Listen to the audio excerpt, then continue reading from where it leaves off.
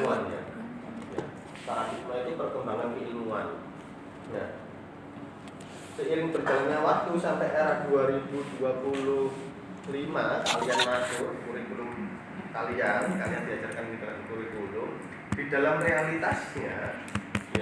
realitasnya praktek-praktek di dalam birokrasi ataupun pemerintahan itu tidak bisa terlepas dari ilmu politik itu sendiri ya. Tidak bisa kemudian dipisahkan ya.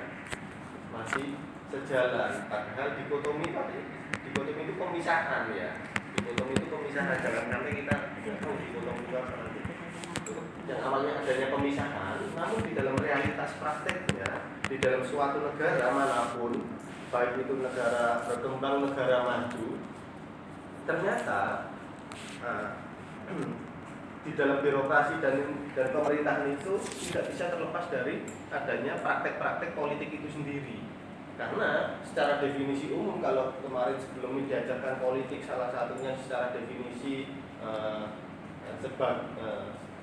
salah satu aktivitas atau salah satu cara di dalam mempertahankan kekuasaan, ya kan, mendapatkan kekuasaan, menjalankan kekuasaan. Politik secara definisi secara umum itu memang seperti itu, begitu.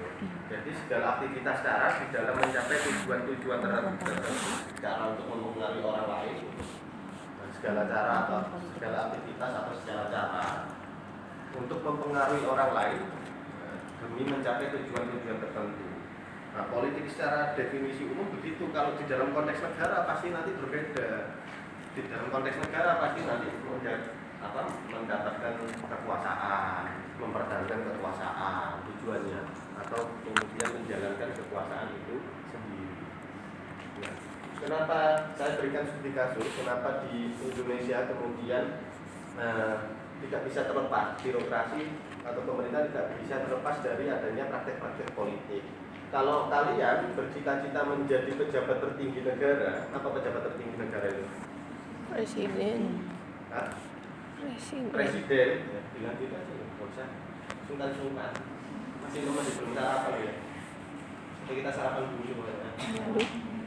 Nah, untuk menjadi seorang presiden atau kemudian menduduki lembaga-lembaga lainnya, ya, lembaga legislatif, katakanlah begitu, lembaga politis itu dua, eksekutif dan legislatif, baik DPR RI maupun presiden, sampai per detik ini aturannya itu harus melalui partai politik, tidak bisa kemudian tidak melalui partai politik. Partai politik menjadi salah satu kendaraan elektoral namanya. Elektoral itu untuk mencapai kekuasaan jabatan politik itu sendiri. Ya, begitu. Ingin menjadi kepala daerah pun begitu.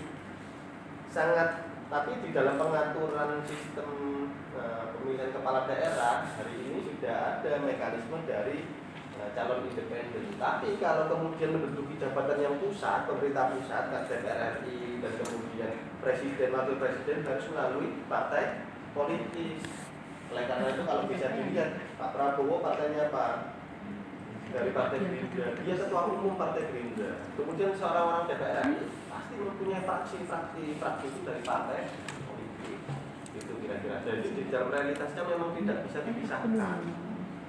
Itu salah satu contoh bagaimana kemudian partai politik menjadi kendaraan elektoral, tiket begitu ya, tiket untuk kemudian mengantarkan warga sipil atau siapapun warga negara yang menginginkan atau menduduki jabatan politik baik di eksekutif maupun di legislatif. Itu kira-kira. Saya jelaskan sambil jalan. Kemudian kenapa kita mempelajari perilaku dan partisipasi politik? Ini bukan semata-mata langsung kemudian diajarkan begitu saja, karena ada perkembangan politik di Indonesia. Ketika kita memasuki era rezim Orde Lama itu ketika kepemimpinan Pak Soekarno, ya, Pak Karno begitu, di tahun 45 sampai 66 itu kita menjalankan sistem pemerintahan yang belum demokrasi. Di zaman Pak Karno itu namanya demokrasi terpimpin. Semuanya sentral begitu. Semuanya sentral, apa yang kemudian dikomandoi oleh Pak Karno. kita langsung lanjut aja, kita nggak membedah gimana. Kemudian setelah Pak Karno, rezimnya siapa? Presidennya siapa? Ketika kita berbicara rezim itu pasti berbicara kepemimpinan, ya. Siapa kepemimpinan pada saat itu? Ya. Rezim fisik hari ini siapa? Pak Teguh. Teguh Yuwono, kayak gitu. Rezim itu sekarang siapa? Soeharto, ya kayak begitu. Memang mengistilahkan politik bisa dipahami ya. Ketika memasuki era zaman atau rezim Orde Baru dengan sistem pemerintahan yang tidak demokrasi, dengan sistem pemerintahan yang authoritarian atau otoriter, semuanya apa-apa komando dengan pendekatan sentralistik, ya, apa-apa harus disetujui oleh pusat. Sederhananya apa-apa yang mau dibangunkan di daerah atau di kabupaten kota bahkan di desa itu harus persetujuan dari pusat, ACC dari pusat dulu. Dengan pendekatan sentralisasi itu tadi, sentralistik. Ya. Sehingga ketika pendekatan sentralisasi itu diberlakukan, maka kemudian masyarakat atau warga negara itu hanya dijadikan objek di dalam suatu pembangunan daerahnya. Jadikan objek aja, kita hanya penerima manfaat. Kita masyarakat awam hanya penerima manfaat sebagai sasaran adanya pembangunan ataupun kebijakan. Kita nggak akan tahu di daerah lain itu mau bangun apa, kita nggak tahu. Apalagi belum adanya era teknologi, ya. Media belum cepat seperti ini sehingga kita tidak melek daerah, kita terkooptasi antar daerah. Terkooptasi itu apa ya? Jangan tahu terkooptasi. Terkooptasi itu kita tertutup akan daerah-daerah lain, menutup diri itu mengkooptasi. Jangan sampai kemudian mahasiswa administrasi publik mengkooptasi diri sendiri, hanya tahunya fisik kosan, bisa begitu. Kurang mengetahui dunia luar, ya, pandangannya kurang luas dan seterusnya. Nah, balik lagi ketika pendekatan sentralisasi itu dijalankan di dalam sistem pemerintahan, maka kemudian partisipasi politiknya nggak ada. Ya. Perilaku dan partisipasi politik warga negara, civil society itu nggak ada. Ya, kita hanya menerima aja. Bahkan dulu ketika mau membangun jalan, misal di kota Semarang mau bangun jalan, itu harus menunggu ACC pusat. ACC pusat ya dari presiden. Apa-apa semua dari presiden. Bahkan kalau di Indonesia Timur sana, bahkan dulu ada di dalam pembelajaran mata pelajaran di dalam setiap kurikulum ada namanya pelajaran komputer, tapi nggak ada komputernya, kan kasihan. Kita mendapatkan mata pelajaran komputer, kita duduk mengimajinasikan di depan kita ada komputer, kan repot itu nanti. Kita nggak akan tahu, kasihan. Mau protes bagaimana? Kemudian semuanya direpresifkan. Ya, semuanya ketika ya ini hukum aksi reaksi aja. Ketika ada aksinya tidak ada komputer, kemudian misal kita bereaksi, mengkritik dan sebagainya di zaman Orde Baru, belum bisa sedemokrasi terbuka seperti sekarang. Kalau kalian mendengar atau mempelajari sejarah-sejarah ketika Orde Baru, rezimnya sangat kemudian otoritarian, dimana kemudian represif, dikritik nanti kemudian bisa dilukai, dicidrai, bahkan sampai kemudian hilang, dikriminalisasi.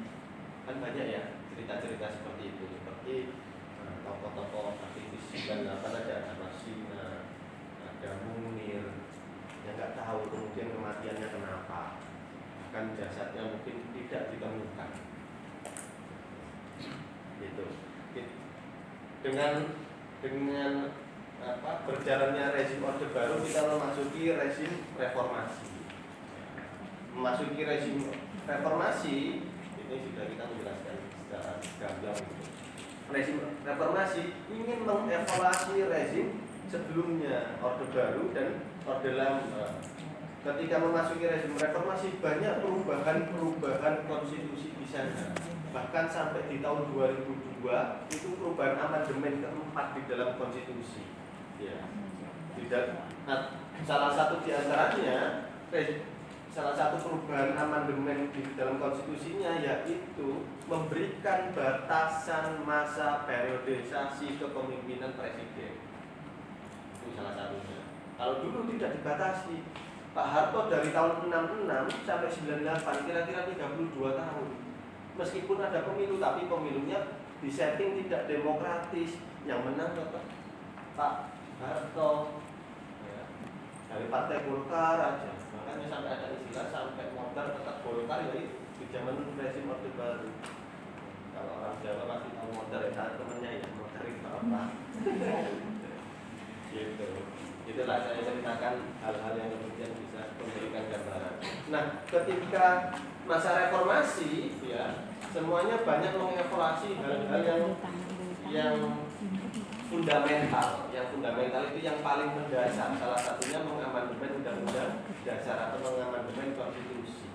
Nah, banyaknya perubahan rezim kemudian berganti menjadi wakil presiden Habibie naik, wakil presiden Habibie tidak hanya 1 tahun kemudian berganti Gus Dur kemudian berganti diturunkan Megawati naik. Nah, masih penjajakan terkait bagaimana negara ini berjalan dengan sistem apa kira-kira.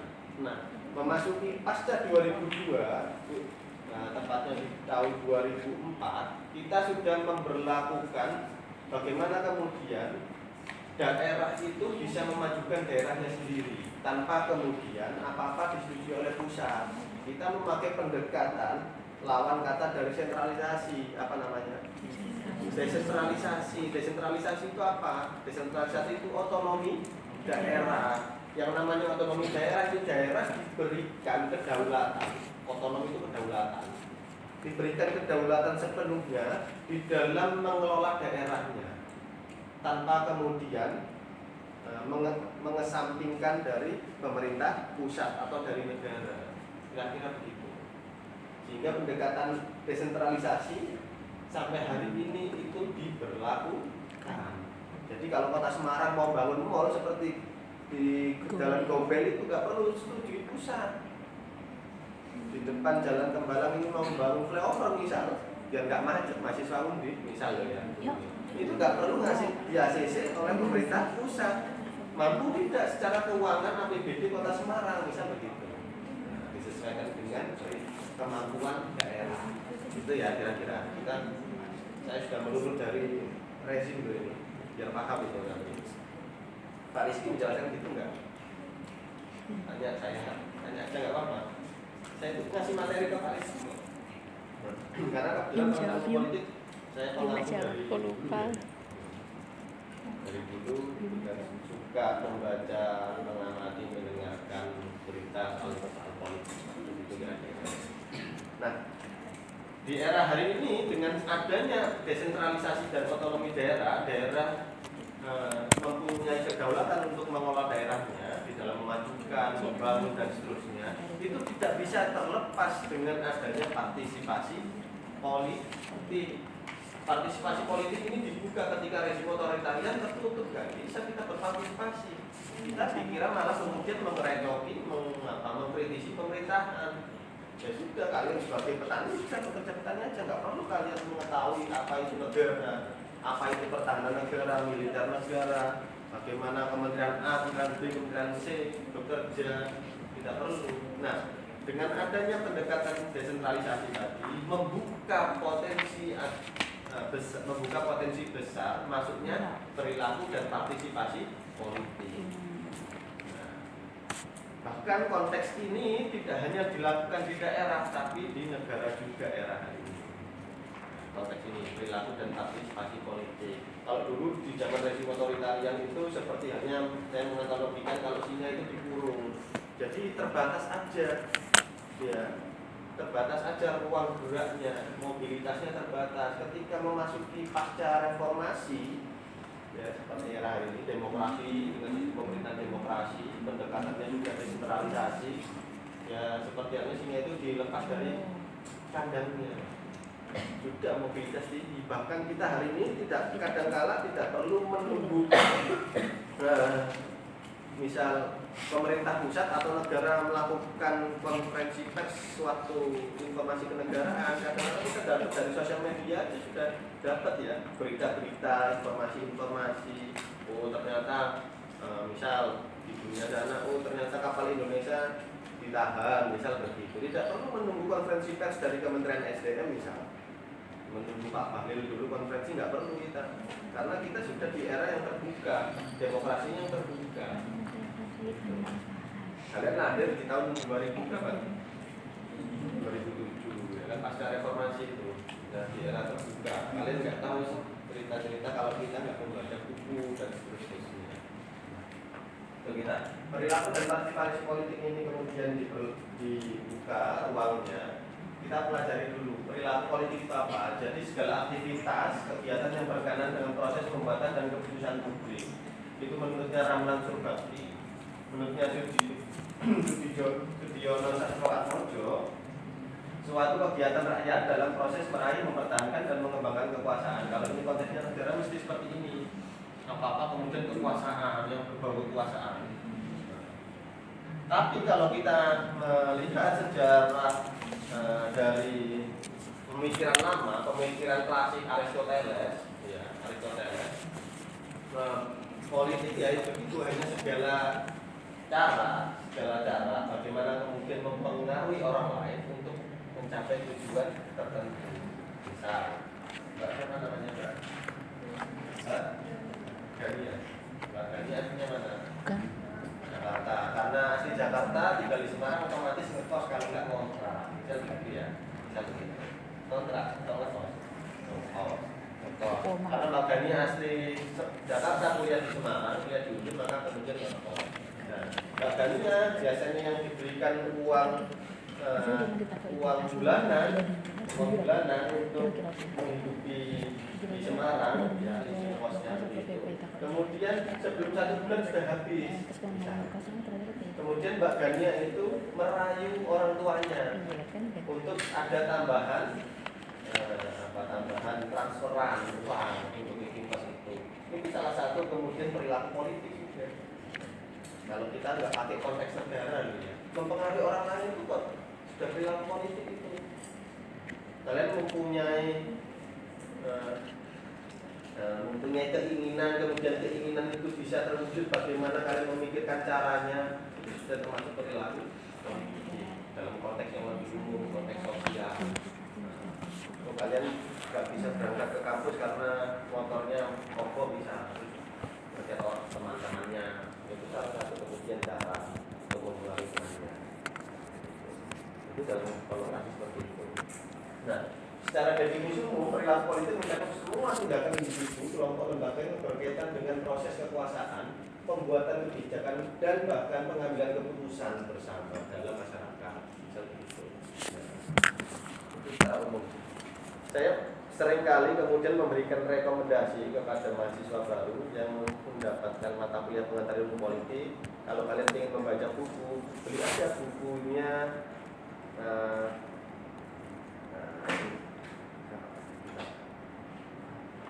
Bukunya Miriam Budiarjo yang warna biru itu. Jangan sampai itu secara umum, secara gamblang dijelaskan. Miriam Budiarjo yang covernya warna biru. Buku lama tapi masih banyak, masih cetakan barunya dan penerbit masih banyak. Itu lengkap itu. Bahkan dulu saya ketika S1 dulu, teori dari skripsi saya berkaitan dengan komunikasi politik. Teorinya apa? Saya beli bukunya Firmansyah, teori dari Prof. Firmansyah. Itu teorinya marketing politik. Istilahnya bagus ya, marketing. Marketing itu kita kenal istilah marketing itu dibaca ekonomi, ya kan? Bahkan di administrasi publik apa mengenal marketing? Enggak. Pemasaran aja nggak kenal kita, ya kan? Kita kan nggak ada mata kuliah pemasaran kalau kalian nanti ikuti. Berbeda dengan administrasi bisnis atau mungkin ilmu komunikasi ya. Kalau di FEB ada yang pasti mempelajari marketing. Itu ada istilah sampai marketing politik. Nah, faktor-faktor yang mempengaruhi perilaku politik diantaranya ada 4. Lingkungan sosial politik tidak langsung, bagaimana contohnya di dalam sistem politik, sistem ekonomi, sistem budaya, dan sistem media massa. Nah, sistem politik tadi yang tidak langsung, tapi kemudian kita itu terpengaruh adanya sistem tersebut. Terkait sistem politik, misal internasional, politik internasional, kita terdampak ya enggak? Adanya perang, kan itu kan pemberlakuan keputusan-keputusan politik yang di sana. Iran menutup Selat Hormuz misal, kemudian kapal Pertamina kita terhambat, kita kena dampaknya. Padahal kita jauh di Indonesia ini, bukan di negara-negara tetangga Iran sana misalnya, ataupun bahkan aktivitas-aktivitas lainnya. Seperti kemarin di awal tahun adanya kebijakan pajak tarif impor dari Trump terkait Indonesia yang sangat tinggi, ya kan? Kita sudah kebingungan, padahal kita sebenarnya nggak pernah aktivitas ngapain sih? Kita nggak pernah kirim barang ke Amerika misal. Kita negara terpengaruh. Kalau negara Indonesia sudah terpengaruhi, maka warga negaranya otomatis juga terpengaruhi. Itu kira-kira. Meskipun kita tidak merasakan secara langsung, sistem ekonomi, sistem politik, budaya dan seterusnya.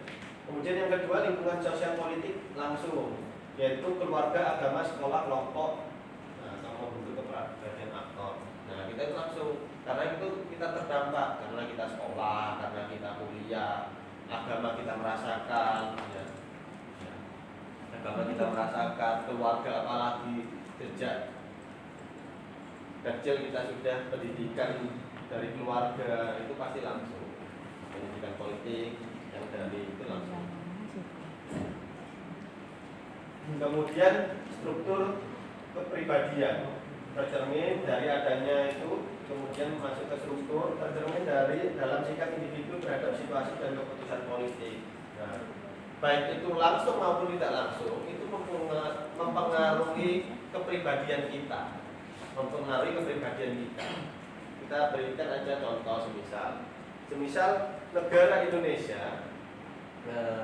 Indonesia semisal memberlakukan kebijakan bagaimana kemudian wajib belajar itu tidak hanya 12 tahun tapi 16 tahun misal, sampai sarjana disanggupi dibiayai oleh negara. Senang apa enggak? Senang kan? Tapi di dalam kebijakan tersebut, untuk mencapai pemerataan pembangunan nasional, pembangunan manusia yang kemudian merata dalam konteks nasional, maka kemudian di dalam kebijakan tersebut adanya prasyarat, yaitu adanya zonasi. Siapa yang di sini rumahnya jauh misal dari luar Jawa, siapa? Ada nggak? Nah, misal dari mana Pak? Sumatera Utara. Mbak siapa? Mbak Yeni. Oke. Nah, Mbak Yeni ketika misal dengan tadi adanya kebijakan itu disanggupi 16 tahun belajar, kemudian ada zonasi. Mbak Yeni nggak mungkin kuliah jauh-jauh ke Semarang. Nggak akan kenal dengan Mbak siapa namanya Mbak tadi? Mbak Ganinya yang dari Jakarta. Kita ketemunya semuanya di Semarang. Mbak Yeni mungkin di Sumatera Utara kuliahnya di USU mungkin. Enak USU apa UNIR? Kalau katanya teman-teman yang kuliah di sana.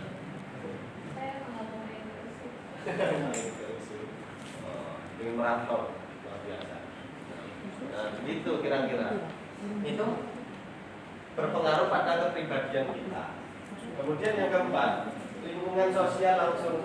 Situasi mempengaruhi aktor secara langsung ketika Anda melakukan kegiatan. Ya, begitu. Kira-kira ketika ada kebijakan apalagi yang tidak langsung ataupun bahkan yang langsung itu berpengaruh terhadap kita. Kita nggak bisa, kita itu sebagai perilaku politik, baik itu di daerah, kemudian konteks nasional maupun internasional.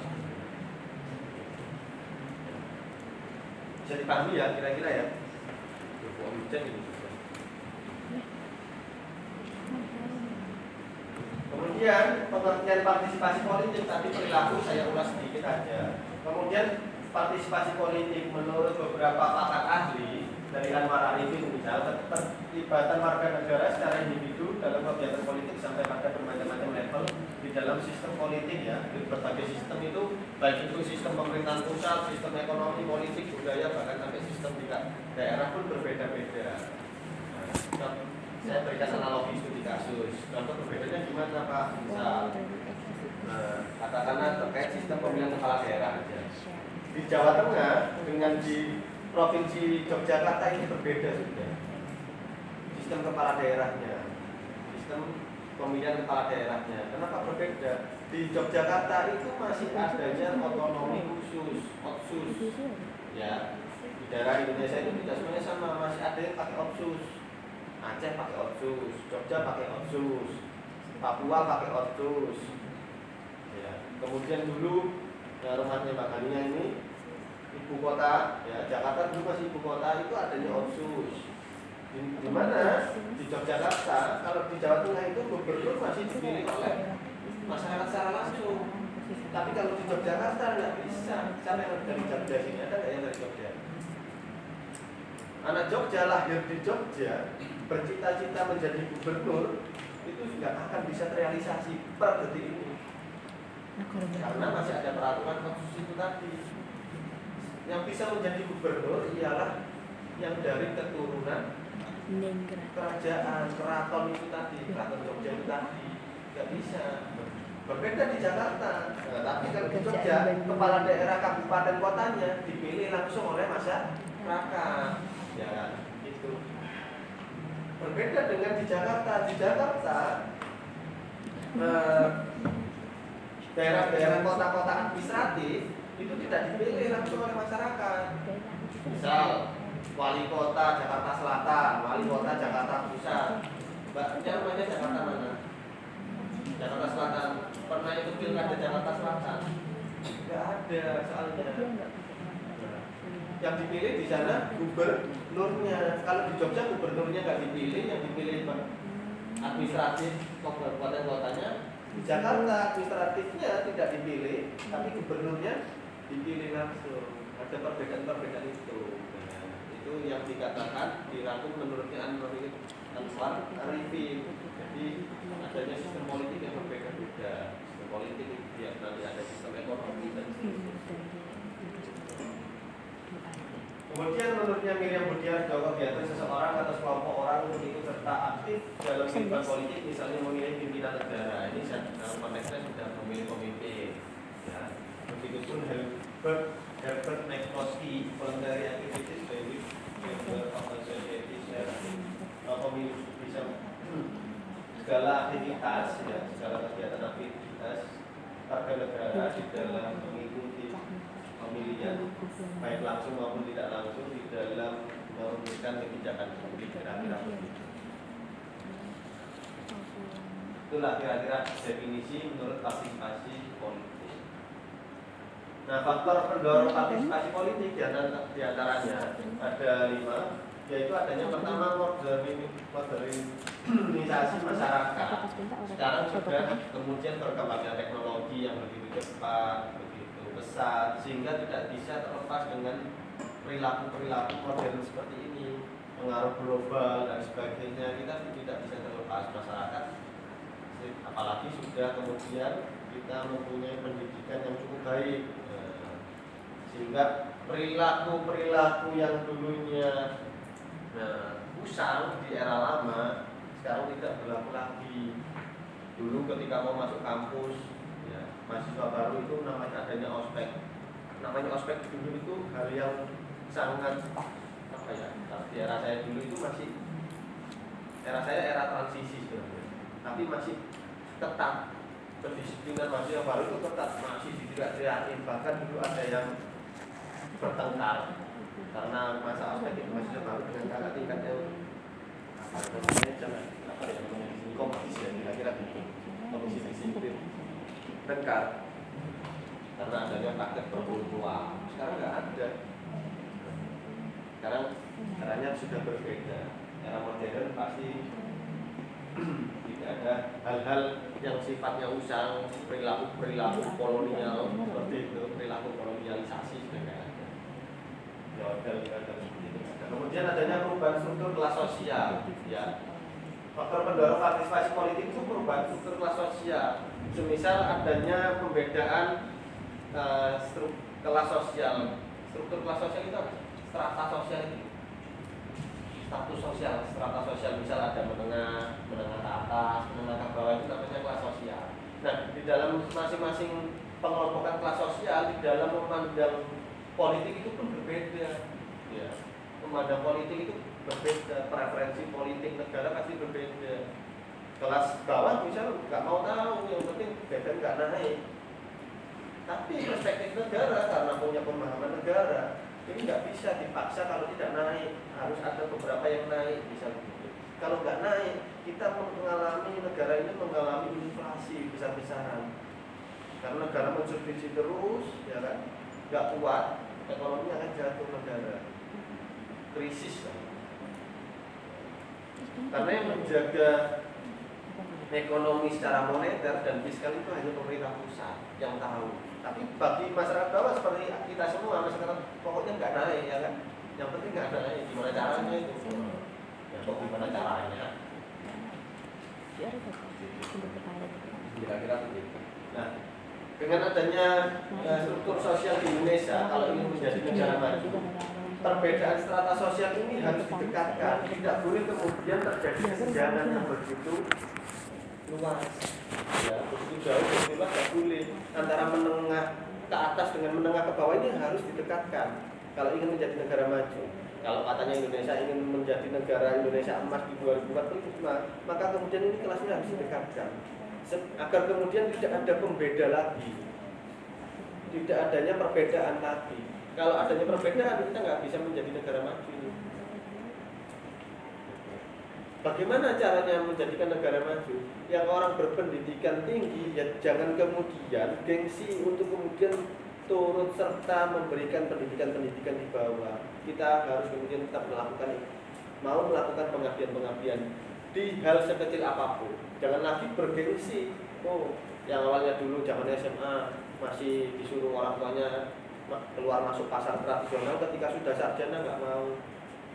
Bisa. Ngapain sih Bu? Ke pasar, beli online aja. Hal-hal sekecil itulah yang kemudian membahayakan. Itu sudah mempengaruhi perilaku. Itu contoh sederhana. Nah, gap ini harus kemudian didekatkan sehingga tidak terjadi disparitas. Disparitas itu apa? Ketimpangan, kesenjangan yang begitu. Oleh karena itu, saya itu sangat senang sekali apabila mahasiswa itu ikut kegiatan pengabdian, ikut organisasi. Kemudian yang ketiga, pengaruh kaum intelektual dan komunikasi massa modern. Pengaruh intelek pasti ya, karena kita berpendidikan, kita memandang politik punya preferensi sendiri-sendiri. Memandang misal ketika pemilu ada 3 calon si A, si B, si C. Wah, kita sudah punya pilihan. Pandangan kita masing-masing orang berbeda. Kemudian pasti adanya komunikasi yang seperti era sekarang yang begitu cepat, itu berpengaruh. Adanya konflik di antara pemimpin-pemimpin politik, keterlibatan pemerintah yang semakin luas dalam ekonomi, sosial, dan budaya. Itu 5 faktor yang kemudian mempengaruhi faktor pendorong partisipasi politik. Ya, dengan intelektual, keadaan sosial budaya, teknologi, komunikasi massa modern, struktur sosial. Ada yang mau ditanyakan dulu? Enggak. Enggak usah buru-buru, masih hujan juga, nggak bisa pulang. Ada pas lagi enggak? Ada. Kalau semester 2 masih paketan ya? Jadi enggak, sudah bisa mirip. Berarti ada yang kemarin semester 1 yang kelas ini sudah beda.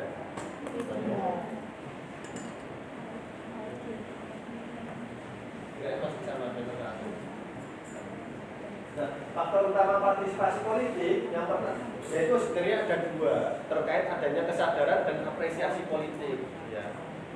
Tapi kita langsung baca di sini ya, nanti kalian bisa baca. Adanya faktor lain yaitu ketika kedua faktor rendah, ada faktor lain yang mempengaruhi seperti status sosial, aktivitas politik, orang tua, dan pengalaman organisasi. Nah, faktor utamanya itu ada dua, kesadaran dan apresiasi. Kalau kita mempunyai kesadaran politik tinggi, maka kemudian implikasi untuk memahami suatu kebijakan lebih positif. Kalau kita memahami kesadaran politiknya tinggi. Namun sebaliknya kalau kesadarannya itu rendah, misal kesadaran politik kita rendah, jadi berimplikasi memahami suatu kebijakan atau suatu pembangunan negara negatif.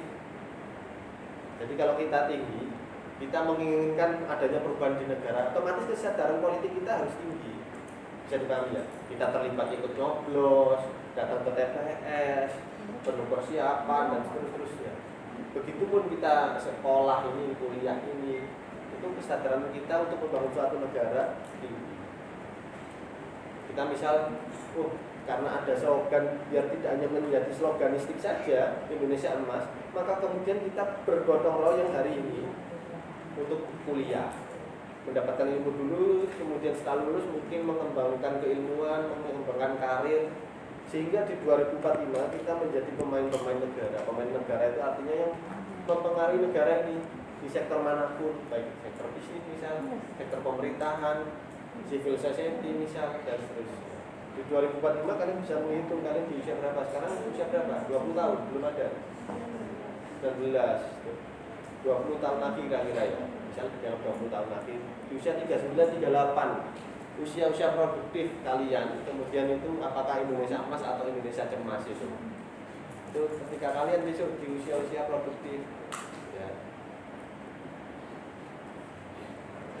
Itu kira-kira. Jadi jika kesadaran politik kita tinggi, mengapresiasi atau memahami suatu kebijakan, maka akan positif. Begitu sebaliknya apabila kesadaran kita rendah, memahami suatu kebijakan atau pembangunan negara, maka negatif. Nah, bentuk partisipasi politik ada dua, konvensional dan non konvensional. Ini bisa kalian baca, kelihatan ya di belakang ya. Dan di depan masih ada yang kosong. Kenapa sih suka duduknya di belakang? Kenapa suka duduknya di belakang? Ya Allah. Malah masnya itu sendirian di belakang. Gak ada temennya, kirinya, kanannya gak ada. Oh, biar dingin.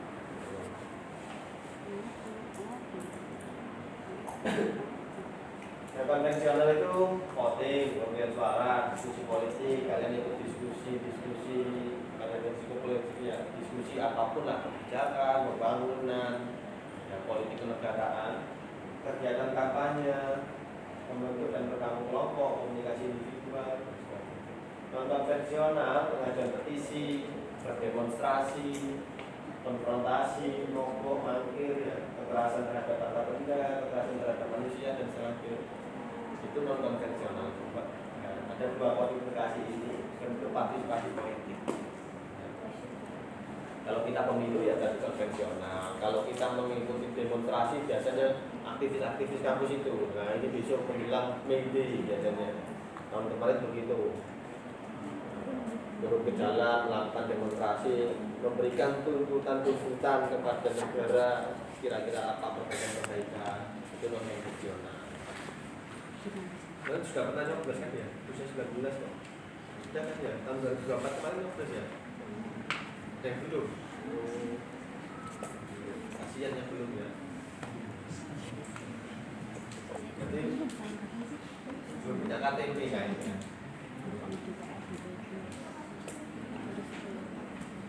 Bahkan mungkin ada yang langsung terlibat kegiatan kampanye misalnya tim ses, atau yang jadi tim ses mungkin dulunya 2024. Bahkan di kampus itu kadang nanti ada kontestasi pemilihan BEM, itu ada tim sesnya, pemilihan HMPS, ya, yang ada itu ada yang ikut HMPS. Nah itu ada kata salah, ada tim sesnya, ya. Nggak tahu calon yang diusung sukses apa enggak tahu, yang penting timnya sukses aja.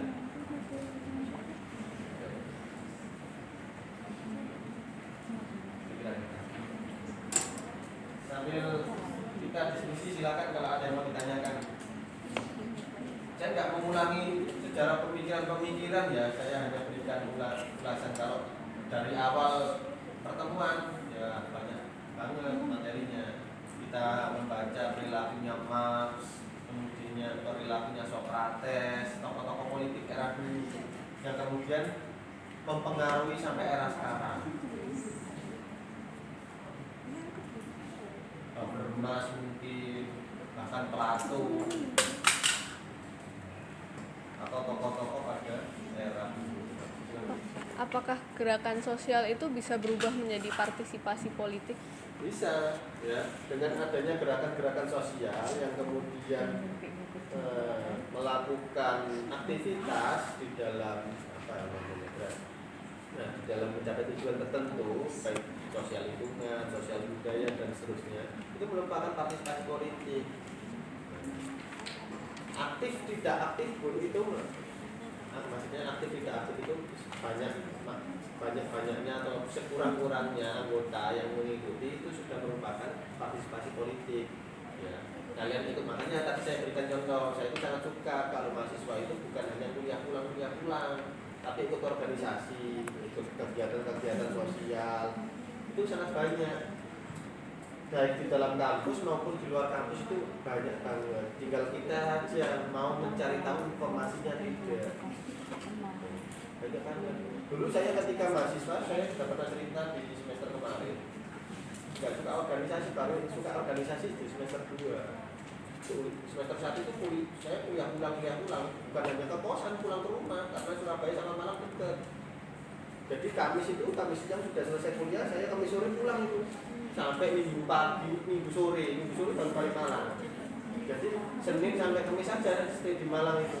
Terus saya introspeksi diri, ketika 1 semester itu, masa kuliah ini lebih ringan daripada sekolah ya. Ya karena kadang-kala itu Senin atau Selasa itu maksudnya cuma sekali aja mata kuliahnya, nggak apa-apa juga. Ya kan kalian kan emang setiap harinya full pasti ada yang 1, ada yang 2, ada yang bahkan 4 sampai 4. Tuh, setelah itu saya melakukan, kemudian semester 2 itu saya mencari tahu, mengikuti organisasi akhirnya, baik di internal, di eksternal, bahkan gabung sampai kemudian di pegiat-pegiat anti korupsi dulu. Namanya ada komunitas NCW, turunan dari pusat. Kalau pusat ICW, Indonesian Corruption Watch. Kalau di Malang itu ada namanya NCW, Malang Corruption Watch. Kita belajar di sana.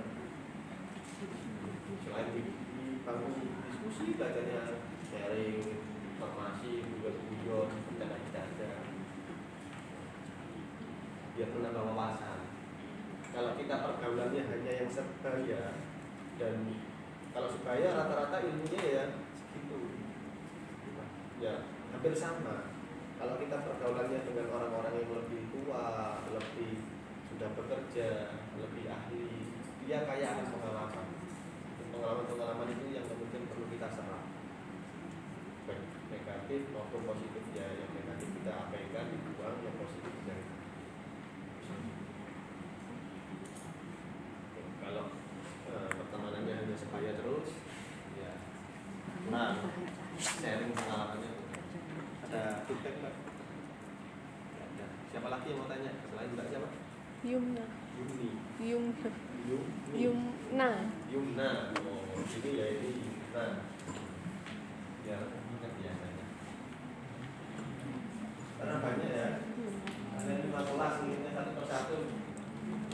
Paling ingat 1, 2, 3 karena bimbingan biasanya paling tinggi dari bimbingan wali ya. Baik dosen wali, terus bimbingan wali saya. Ada bimbingan wali saya di sini. Kita nggak ada. Oke. Kemudian adanya tipologi partisipasi politik ya. Nah, tipologi itu apa? Tipologi itu karakter, ya. Karakteristik, karakter. Nah, ada beberapa tipologi partisipasi politik. Yang pertama aktif, pasif. Kalau aktif itu ya baik itu berorientasi pada input output, terlibat dalam pembuatan maupun pelaksanaan kebijakan, itu aktif. Ya. Kalau ikut serta dan sebagainya itu aktif. Misal besok kalian bekerja di pemerintah, membuat suatu keputusan kebijakan, itu dikatakan aktif.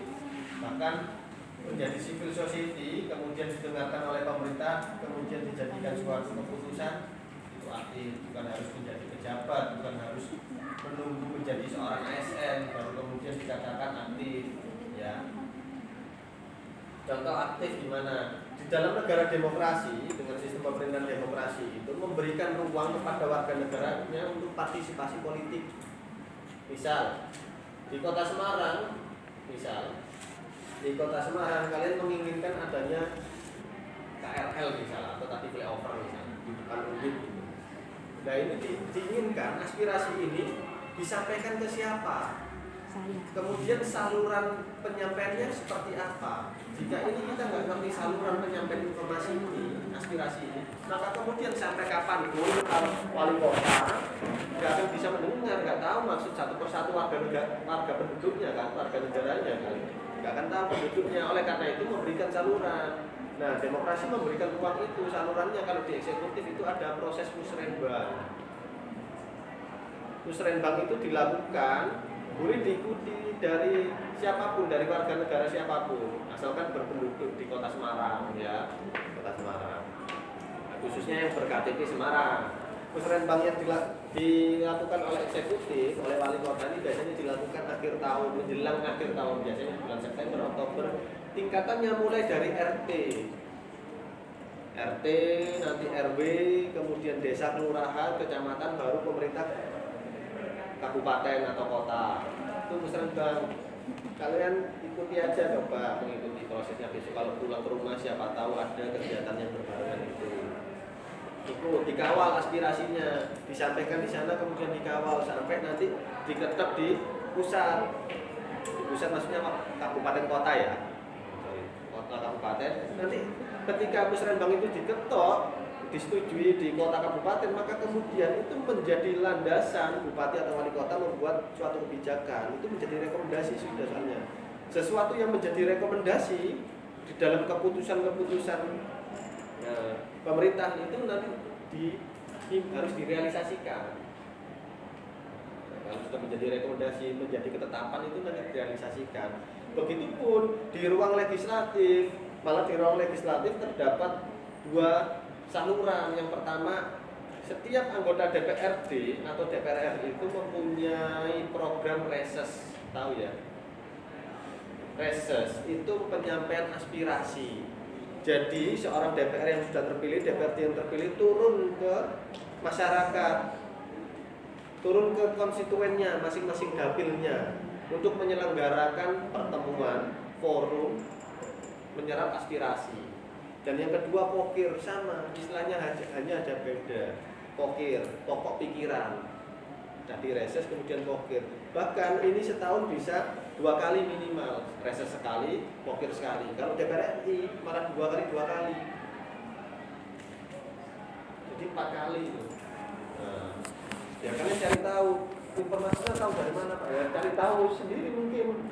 Pemilihannya di daerah kalian siapa yang terpilih di sana? DPRD-nya, DPR-nya. Kan nggak tahu saya benar-benar.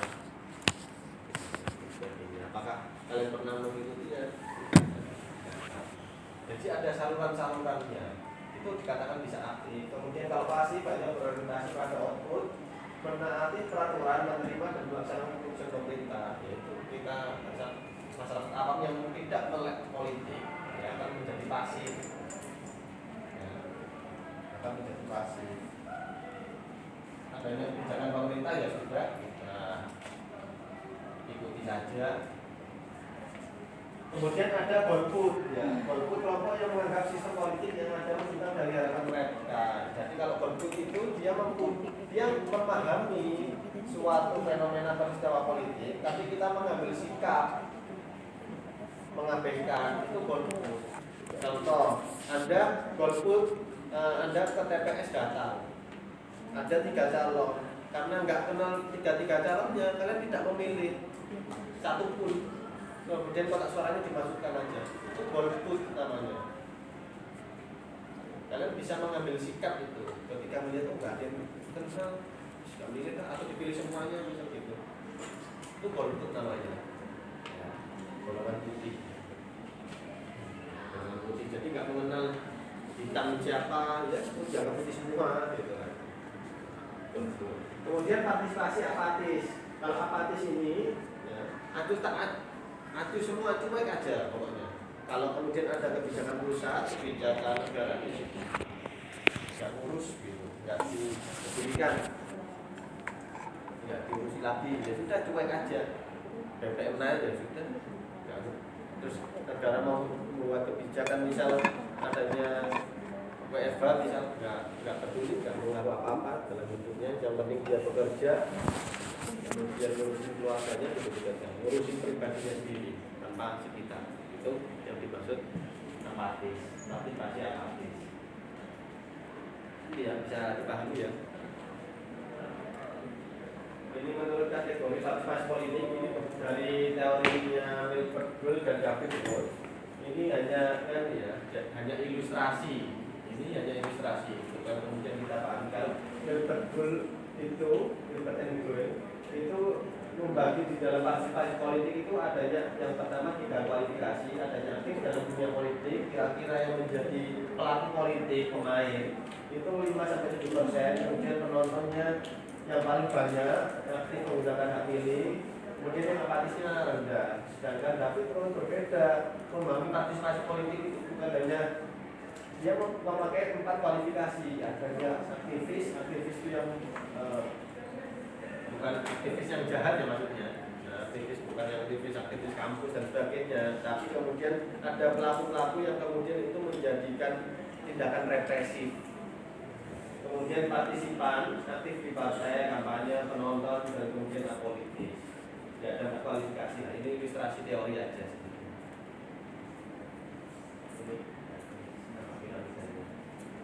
Nah, ini data di tahun 2004, ya, data lama, tapi saya jelaskan apa maksudnya. Gitu. Data ini tuh data ketika di negara-negara, baik di Indonesia maupun negara-negara di luar sana, yang melakukan pemilihan demokrasi secara terbuka dan langsung.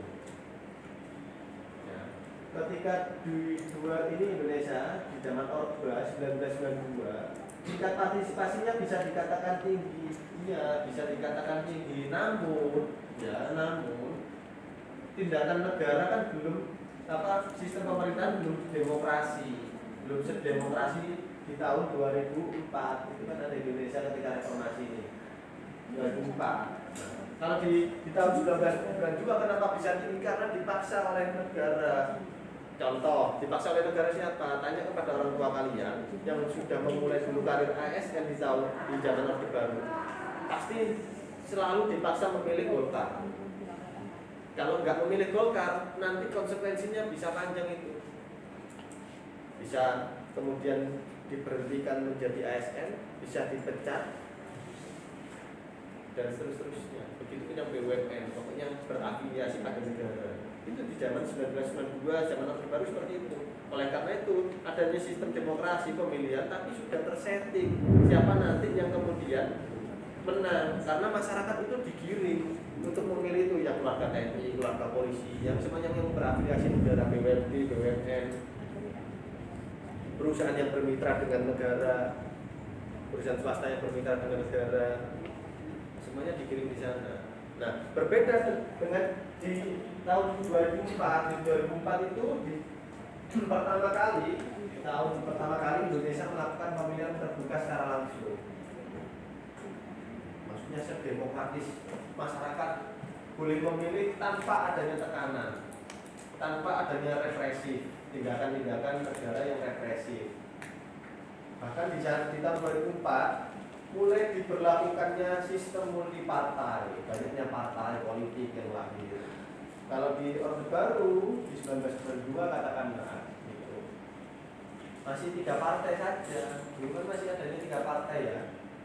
Dulu Partai Golkar, kemudian Partai PDI, belum ada perjuangannya, masih PDI aja, bukan PDIP. Kalau sekarang PDI, kemudian Partai P3, PPP.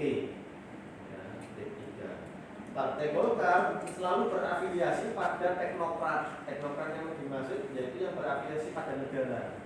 Yang dia kayak tadi BUMN, tentara, kepolisian, PNS, kemudian perusahaan yang bermitra dengan pemerintah, keluarga yang bekerja di Freeport misal, dan seterusnya. Kalau PDI dulu berafiliasi dengan slogannya wong cilik, kaum marhim namanya. Nelayan, buruh pabrik, petani, peternak dan seterusnya. Nah, kalau P3 di zaman Orde Baru itu berafiliasi pada kemudian umat muslim karena Indonesia mayoritasnya umat muslim.